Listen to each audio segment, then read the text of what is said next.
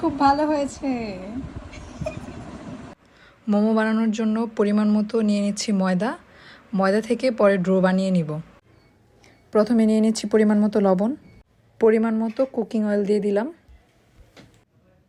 এখন সব কিছু সুন্দর করে মাখিয়ে নিব। আমার ডোটা অলমোস্ট ডান বানানো।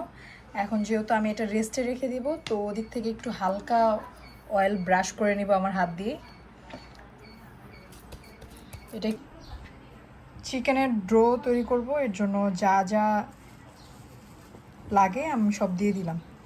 চিকেনের ডোর জন্য পরিমাণ মতো পেঁয়াজ, কাঁচামরিচ, পরিমাণ মতো রসুন, ধনিয়া পাতা সবগুলো দিয়ে দিলাম। এখন মিক্সারে ব্লেন্ড করে নেব।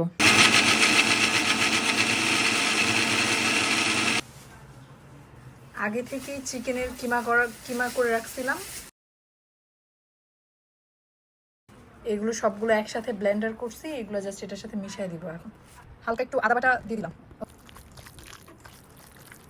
এটা মোমোর ডো, এটা রুটির মতো বেলে তারপর এটা দিয়ে কেটে কেটে নিব, যাতে মোমোর একদম সুন্দর একটা শেপ চলে আসে।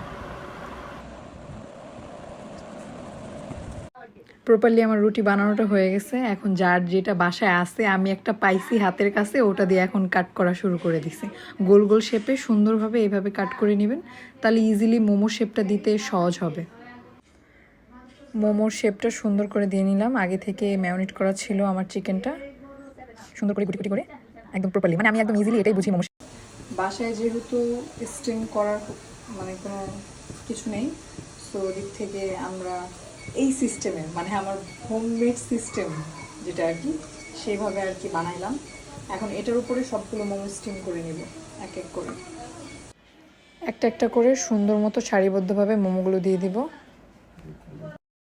7 থেকে 10 মিনিট পর মোমো অলরেডি হয়ে যায় ডান। এই যে আমাদের মোমো কিন্তু একদম হয়ে গেছে, কত সুন্দর দেখছেন।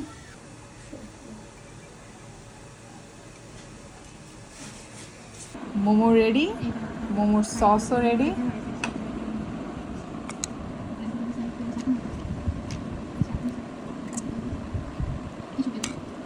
এবার টেস্ট করার পালা। নাও জুনায়েদ একটা টেস্ট করো, নাও বেড়া বেড়া একটা টেস্ট করো। ইয়ে খুব ভালো হয়েছে।